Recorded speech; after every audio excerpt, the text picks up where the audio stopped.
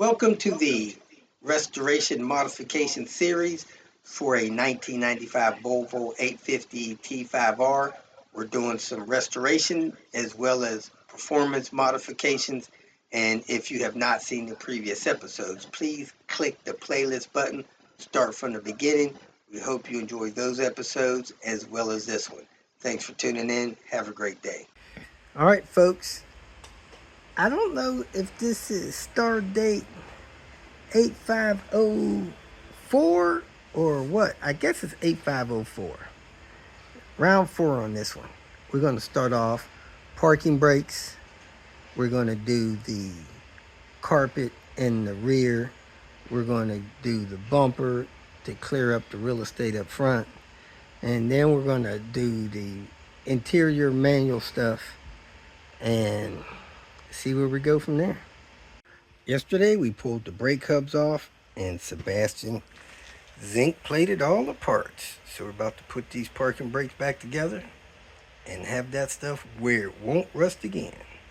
We have everything together and adjusted tight that they don't move. I'm gonna go inside and work the cable a few times and then come back here, see if either one of them are loose. If not, I'm gonna loosen them. 2 adjustments, see if I can get it to turn and go from there. Got the parking brakes adjusted. This is what I did. I put on new shoes. I adjusted them all the way in. Put the rotor on, secured the rotor. Made sure that the shoes were centered on the area. After I got the rotor on, I spreaded them all the way out until it stopped. Then I grabbed them with my hand. I couldn't move them. Then I went inside and massaged the brake handle up, down, up, down, up, down, up, down. Pulled it up, let it sit for 5 minutes.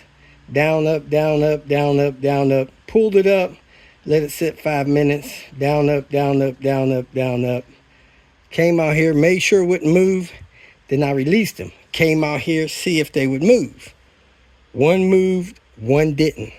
The one that didn't, I adjusted it 2 teeth loose, made sure I could turn it around 360 degrees, made sure I could turn it back 360 degrees twice. If it did not feel like it was binding, I left it there. If it did feel like it was binding a little bit, I moved 1 more tooth loose. Went to the other side, did the same thing. The other side did move, so I only moved it 1 tooth, got them both equally, that I could spin it around by hand. Then I went inside, massaged the handle up, down, up, down, up, down, up, down, up, down, up, down.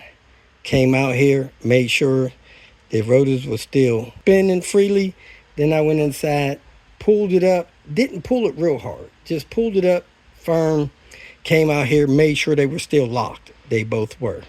So I went on ahead and put the calipers on, put the wheels on. And as you can see, with some effort, they are still locked and it's not pulled real tight. I'm gonna check the other side, go inside, release them, make sure they're still loose, and then pull it up 1 more time, make sure they're tight, then I'll be done.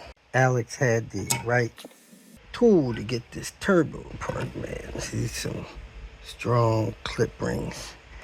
Anyway, the front of this turbo is kind of jacked up a little bit. Not sure where it came from.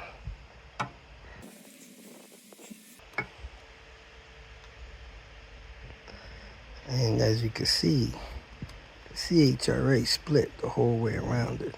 And it's causing it to bind up.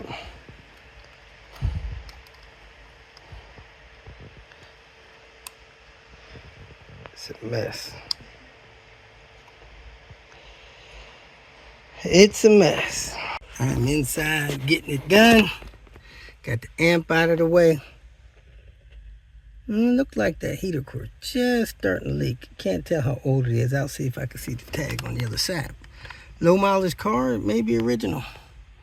But somebody put a wire through the master cylinder hole. So I got to figure out where this wire comes from and route it properly through the wire loom thing that it's supposed to be routed through. Seen the wire loom thing? Where it is. There it is right there. So that's where that wire needs to go. Let me go outside and find it. I need to put the key in its ignition, unlock it, as much as I hate to, because I got this shaft lined up, and take this shift lock cable out of it, take the center console up, and do that stuff. So let me keep it moving. Got the pedals out, steering rack out, the gas pedal out, the amp out, the center console out. And here it is, folks. The reason why we do all this stuff. Yes, finally got to the meat, bare bones of this topic. There it is. Now we can start putting this thing together. Secured the shift boot trim in there with some crazy glue. Took out that sports mode button because we are always going to be in the sport mode. Man, I think I'm working slow. This is ridiculous. I didn't get done as much as I thought I would today. We're knocking it off at 7 p.m. We got the parking brakes fixed. We got the calipers back on and torqued. We got the wheels on, not torqued. We tore out the inside. None of the inside was done. We got the center console removed. We got all the auto stuff removed, pedals and all. We moved the amp out of the way. We got all of that pedal stuff installed.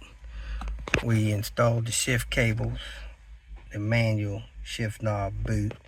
We modified the center console to accompany the boot so it's proper.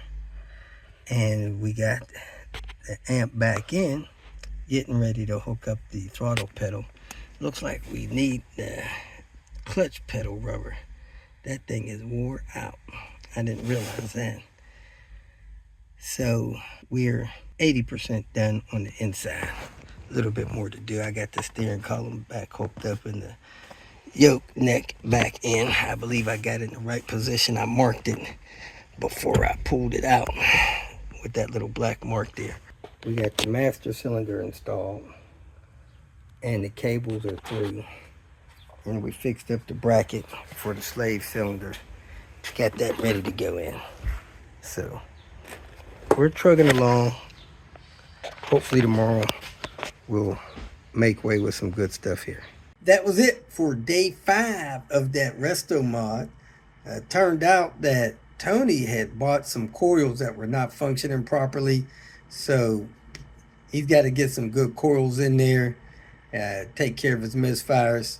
Got some other things going on with that 28-year-old 960 he's going to take care of. But at least they have a car they can drive around without worrying about it breaking down on them. So there we have it. Hope you have a great day. Thanks for watching and thanks for your support. If you feel that this information was useful, please like it and share it with your social media friends. You can subscribe to my channel so that you will get notifications of future videos that I post. You can follow me on Twitter, and if you need to contact me directly, please visit my website. And if you have any questions, leave them below, and someone or myself will reply to them. Again, thank you very much for watching.